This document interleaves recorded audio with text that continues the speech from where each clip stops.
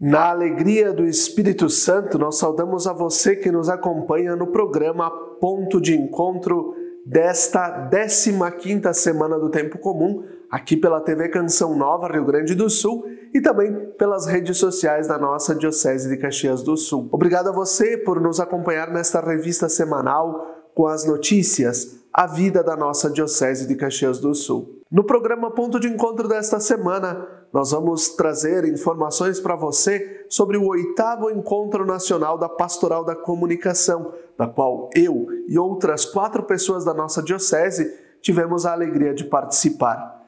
Além disso, vamos falar sobre a destinação dos primeiros valores da campanha de Pix realizada pela Diocese para atender as famílias e comunidades atingidas pelas chuvas do Rio Grande do Sul. Nós também vamos trazer para você uma notícia da paróquia de Antônio Prado, que teve no dia 14 de julho a solenidade da dedicação da igreja presidida por Dom José Gislon. E o programa Razões da Fé, que vocês já conhecem, produzido pela nossa Diocese, iniciou no domingo, dia 14, uma série sobre as 5 conferências gerais do Episcopado da América Latina e do Caribe. Desde o início do mês de maio, com a ocorrência das chuvas, deslizamentos de terra e enchentes no Rio Grande do Sul, a Diocese de Caxias do Sul se mobilizou para realizar uma campanha de doação por Pix, em que os valores recebidos seriam destinados às famílias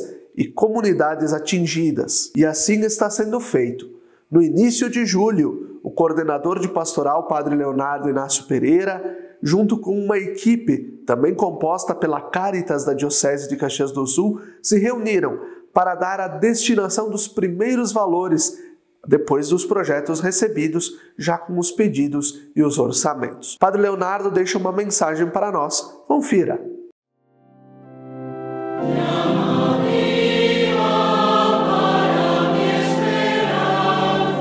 Como coordenação de pastoral da Diocese de Caxias do Sul, gostaria de agradecer imensamente a você que ofereceu recursos para a nossa conta Pix em favor das pessoas que sofreram as consequências das enchentes no mês de maio aqui em nossa região. Até o momento, nossa conta arrecadou R$1.053.000. Desde a semana passada, estamos em contato com as paróquias que nos encaminharam os projetos para assim repassarmos um valor para ajudar as famílias que foram atingidas na compra de material de construção, de eletrodomésticos, na reconstrução de suas vidas, bem como para ajudar comunidades que perderam tudo. Então, nós gostaríamos ainda de reforçar. Se você gostaria de ajudar por meio desta conta que está aparecendo aqui no vídeo, é uma conta Pix que visa ajudar as pessoas que sofreram as consequências das enchentes, bem como as comunidades afetadas. De outra parte, nós queremos pedir às paróquias que nos encaminhem o formulário para o pedido de ajuda. Estamos, por enquanto, ajudando em 100% as comunidades que vêm nos solicitando, as paróquias que vêm nos pedindo para ajudar as suas famílias. Muito obrigado, que Deus retribua com abundantes graças a generosidade de cada um.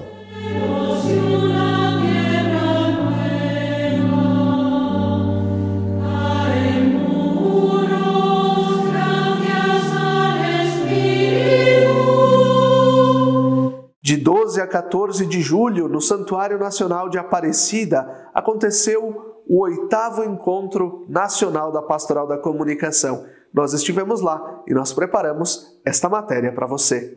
Nós estamos em Aparecida, no Santuário Nacional, Centro de Eventos Padre Vitor Coelho de Almeida, aqui no Santuário Nacional, participando enquanto Diocese de Caxias do Sul do 8º Encontro Nacional da Pastoral da Comunicação. Nossa Diocese de Caxias do Sul, aqui representada por 5 pessoas. Os recursos da campanha de evangelização, que acontece sempre no terceiro final de semana, no terceiro domingo do tempo do Advento, garantiu que 5 pessoas pudessem representar a nossa Diocese de Caxias do Sul, aqui no encontro, falando sobre os desafios e perspectivas para esta mudança de época, para viver a pastoral da comunicação nesta mudança de época. E a Angélica Stefanski, que representa, junto a Pascom, da Diocese, o setor Juventude e a região pastoral de Farroupilha, que está aqui também com a gente, vai nos ajudar a entender um pouquinho de como foi, qual foi o sentimento dela também nesse encontro. Bom, para mim foi bastante especial porque, primeiramente, eu achei que eu não ia conseguir estar aqui por problemas familiares, mas Deus e Nossa Senhora permitiu estar aqui presente. Foi bastante emocionante para mim porque eu nunca também tinha viajado fora do estado, nada, foi a primeira vez. Deu para aprender bastante coisas, estou com bastante ideias na cabeça também para passar tanto para a paróquia como para a região de Farroupilha, a diocese também no que for preciso. Acaba abrindo novos horizontes, né? Acaba nos espelhando também, porque é preciso que Cristo ele permaneça conosco, que ele cresça e a gente diminua, né? E tem aquele fogo da comunicação nos nossos corações. E o que para ti significa fazer parte da pastoral da comunicação? Para mim, fazer parte da pastoral de comunicação é bastante especial, porque sempre tem que ter aquele dom, por mais que talvez tu não consiga se expressar muito em público, que é o meu caso, né? Mas a gente tem sempre diversos meios para se comunicar, tanto por foto, vídeos, enfim. E para mim é bastante especial porque eu vejo que Cristo fala de mim, em mim, para que eu possa comunicar aos demais, né, a presença dele. E o que tu leva daqui de Aparecida para a Diocese de Caxias e para a região de Farroupilha e para o setor Juventude? Bastante amor, primeiramente, né? Alegria e muitas ideias boas, energias e animação total para que a juventude também possa se animar, ainda mais agora na próxima jornada que está por vir, né? O nosso 8º Encontro Nacional da Pascom teve a participação do secretário do Dicastério para a Comunicação lá de Roma, o Monsenhor Lúcio Ruiz, que é um bispo argentino, que ajuda o Papa Francisco, ajuda também todo aquele dicastério para a comunicação a pensar a comunicação da igreja. E aqui foi falado sobre o sínodo que nós estamos vivendo, todo o caminho também do jubileu de 2025. Como poderemos relacionar comunicação, sinodalidade, inteligência artificial? Bueno, es una linda pregunta, porque comunicación y sinodalidad se relacionan solas, porque es intrínseco a la sinodalidad la comunicación, porque el caminar juntos sínodos implica que estamos juntos, y para poder estar juntos yo te tengo que escuchar y tú me tienes que escuchar. Y la escucha es el primer paso esencial de cualquier comunicación, no solo para la iglesia, sino también en los que se aman, de los padres con los hijos, de una empresa, ¿no? El escuchar para saber que el otro existe, conocer sus necesidades, conocer sus ilusiones, conocer sus sueños. O sea, el escucha es el primer paso de cualquier proceso comunicativo que sea verdadero. Por lo tanto, sinodalidad en comunicación casi diría son convertuntur, ¿no? O sea, son una realidad que no pueden existir juntos. Esto, colocando el tercer elemento que vos decías de la inteligencia artificial es un artefacto, no es una realidad realizada por el hombre y que tiene que estar al servicio de todos los procesos humanos. O sea, ese es el sentido que permanentemente la Iglesia está promoviendo, ¿no? Que pueda ser una realidad creada para que el ser humano sea más humano y todas sus realidades sean mejores.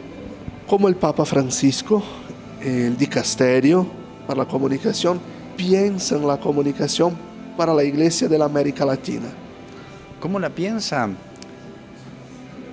Como una realidad comunional, o sea, que sea este proceso que pueda hacer que las iglesias, que las personas, que los pueblos puedan tener una comunión más profunda para poder vivir en la cultura, por una parte más cristianamente, más cerca del Señor, transformando las estructuras, y por la otra parte siendo socialmente constructores de una sociedad más justa, más verdadera, más pacífica, ¿no? O sea, hay un proceso comunional que implica una comunicación que sea verdadera, porque solo en una comunicación verdadera se puede crear procesos comunionales verdadeiros. E por que fazer comunicação? Por que a Pastoral da Comunicação? Para ajudar os irmãos e irmãs conscientes, católicos conscientes, a fazer a sua experiência pessoal com Jesus. O encontro da PASCOM, sinceramente, nos pegou de surpresa. Para quem pensava ter um encontro com 500 pessoas, apenas a gente superou, quase 900. Primeiramente, eu quero agradecer a todas as pessoas que saíram das suas casas, das suas comunidades paroquiais, estiveram aqui no encontro.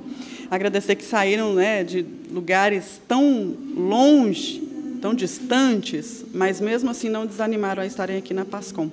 Foi um encontro que proporcionou, como diz o Papa Francisco, não só a cultura do encontro, mas também sabedoria, aprendizado, conhecimento. Tudo isso é importante para a gente, né? A PASCOM, ela não é só produção, não é só o videozinho, não é só a fotinha, ela também é pesquisa, ela também é informação, estudo. Tudo isso engrandece e enriquece o trabalho da PASCOM. Olha, tem diversas coisas, mas uma delas é poder reunir mais jovens para que façam parte da Pastoral de Comunicação, porque o jovem tem cabeça mais aberta, né? Mas aqui também deu para tirar várias coisas que podemos, inclusive, consagrar, né, a nossa equipe de comunicação a Nossa Senhora, como foi falado também, né?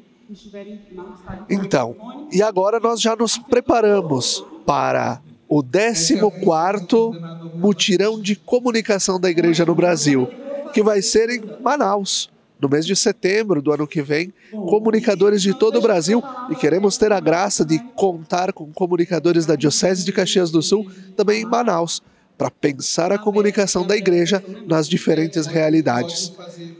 Aqui é uma alegria poder estar, estamos aqui, Felipe, eu, então, enquanto assessor de comunicação da Diocese, Angélica, da região de Farroupilha e do setor Juventude, temos a Rejane, que nos ajuda como articuladora com os movimentos eclesiais, e também a nossa vice-coordenadora diocesana, e o casal que coordena a PASCOM na paróquia de Garibaldi, na paróquia São Pedro, o Matheus e a Rafa, que estão aqui conosco.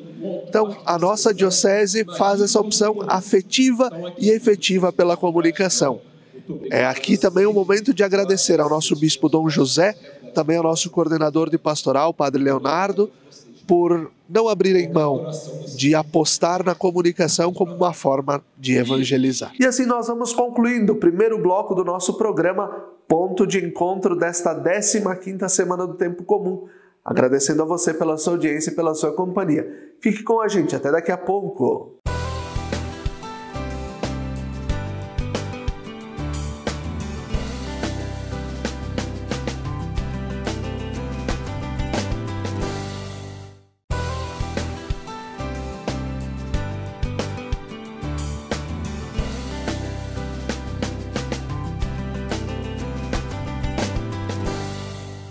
Estamos de volta com o segundo bloco do nosso programa Ponto de Encontro desta 15ª Semana do Tempo Comum, aqui pela TV Canção Nova Rio Grande do Sul e pelas redes sociais da nossa Diocese de Caxias do Sul.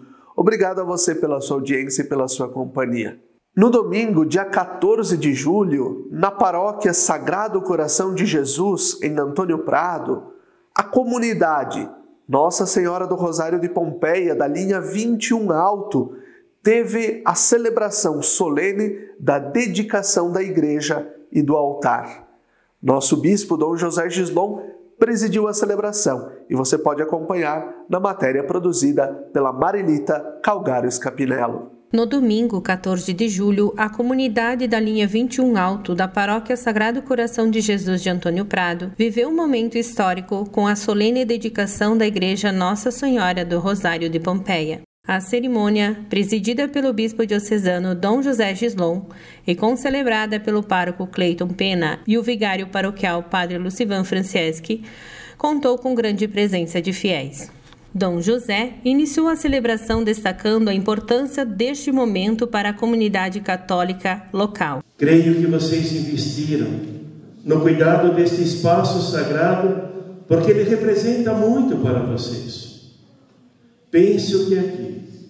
Muitos de vocês foram apresentados à comunidade e ao Senhor no dia do vosso batismo. Aqui, com humildade, vocês abrem a porta do coração para que o Senhor vos fale no silêncio e na oração. Após a ladainha de todos os santos, Dom José depositou relíquias dos santos mártires e do primeiro beato da Diocese de Caxias do Sul, o padre João Esquiavo, na pedra fixada ao altar. A celebração, marcada por diversos ritos, teve a unção do altar com óleo do crisma. As cruzes nas paredes da igreja também foram ungidas, simbolizando a consagração total da pequena igreja ao serviço divino. O altar e toda a igreja foram incensados, representando o sacrifício de Cristo, a elevação das orações dos fiéis ao trono de Deus. A iluminação do altar, seguida pela iluminação da igreja, relembrou a todos que Cristo é a luz para todos. A solenidade de dedicação da igreja Nossa Senhora do Rosário foi um marco na história da comunidade 21 Alto. A capela de alvenaria, inaugurada em 1949, passou por diversas obras de melhoria ao longo dos anos. Nestes últimos, a comunidade se empenhou e realizou uma grande reforma de todo o espaço litúrgico, iluminação e pintura, culminando com a solene dedicação, conforme o ritual da Santa Igreja. Para marcar a data, ao término da missa, ocorreu o descerramento do marco da dedicação da igreja. Nós iniciamos no dia 14 de julho uma série de 4 programas, Razões da Fé, sobre as Conferências Gerais do Episcopado da América Latina e do Caribe, que deram origem ao documento, às resoluções de Medellín, ao documento de Puebla, Santo Domingo e ao que nós conhecemos mais atualmente, o documento de Aparecida.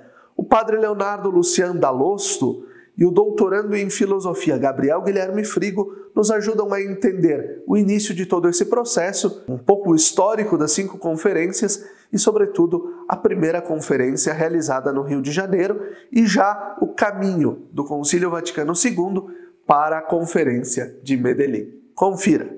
Começo contigo, Gabriel. O que são as Conferências Gerais do Episcopado da América Latina e do Caribe? Quantas foram ao longo, sobretudo, do caminho do pouco antes do Vaticano II e depois no caminho depois do Concílio Vaticano II? Então, para compreendê-las, a gente tem que olhá-las, então, a partir da... são 5 as conferências, eu já vou nomear um pouquinho cada uma delas e alguns pontos principais, mas elas são 5 e elas são formadas a partir da fundação do CELAM, que se dá em 1955, muito por influência de Dom Helder Câmara, que era auxiliar do Rio de Janeiro, e também Dom Manuel Larraín, que era um bispo chileno.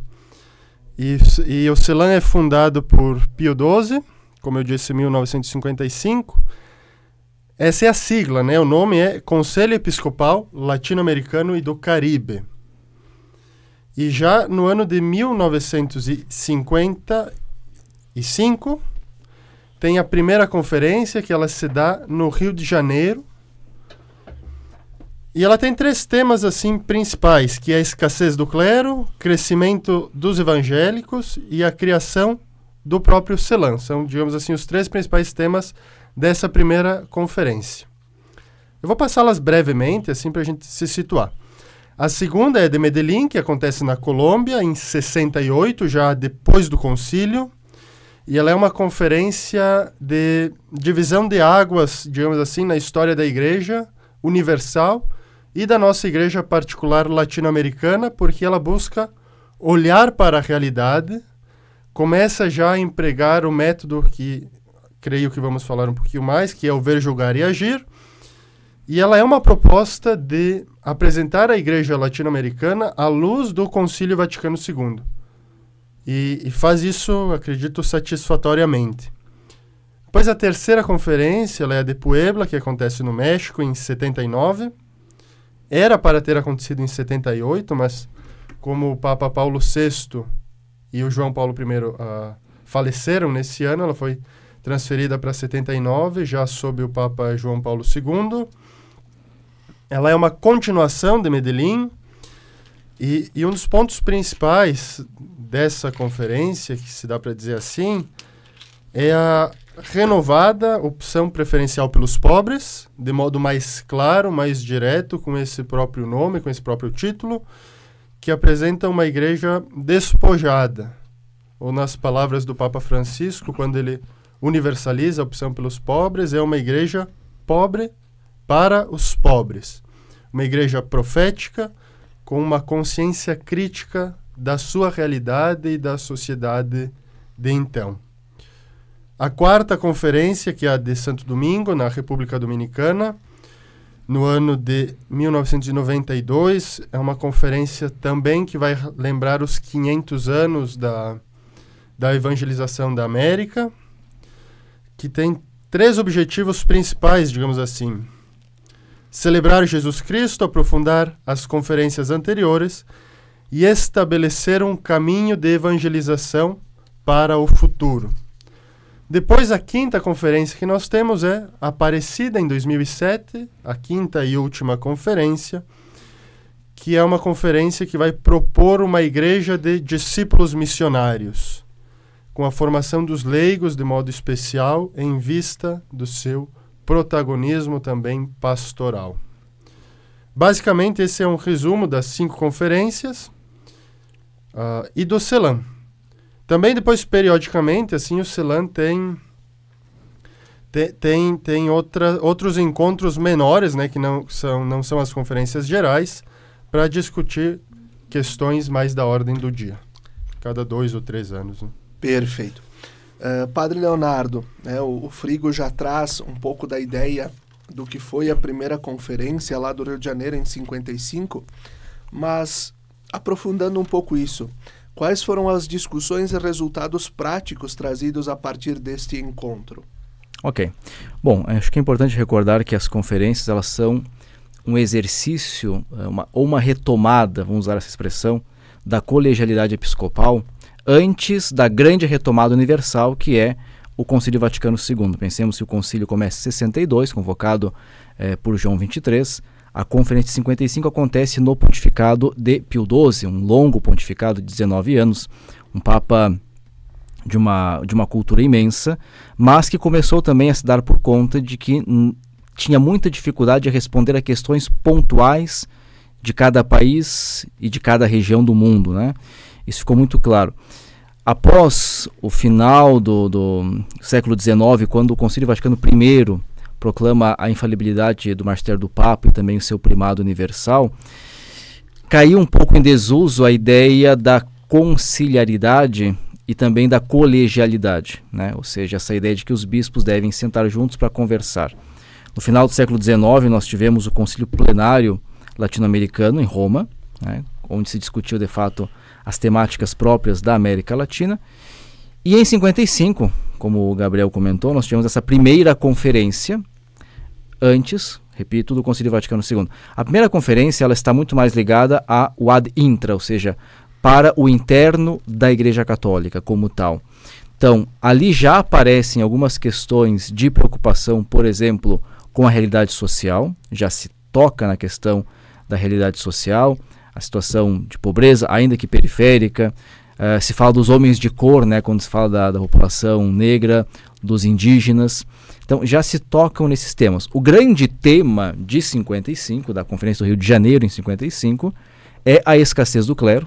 Então, a dificuldade que o continente via em ter sacerdotes locais, autóctonos, como nós chamamos, né, porque era um grupo pequeno de padres e muitos religiosos, e grande parte dos religiosos vinham de fora. Então, este é talvez o grande desafio de 55, e isso já nos mostra uma igreja muito preocupada consigo mesma. Então, a diferença, talvez, entre a primeira conferência, que nem é tão conhecida, e as conferências que virão depois, outras 4 conferências, é o olhar da igreja, né?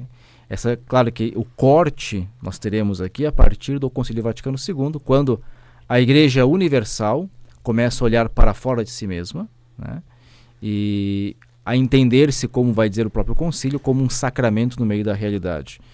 55, a Conferência do Rio de Janeiro, a igreja está ainda olhando para si mesma e preocupada consigo mesma, né? E assim nós vamos concluindo mais um ponto de encontro aqui pela TV Canção Nova Rio Grande do Sul e pelas redes sociais da nossa diocese. Se você nos acompanha nesta quinta-feira, fica com a adoração ao Santíssimo Sacramento ao vivo do Santuário de Caravaggio. E se nos acompanha no domingo, fica com a transmissão da missa também ao vivo do Santuário de Caravaggio. Até a próxima semana, até o próximo ponto de encontro.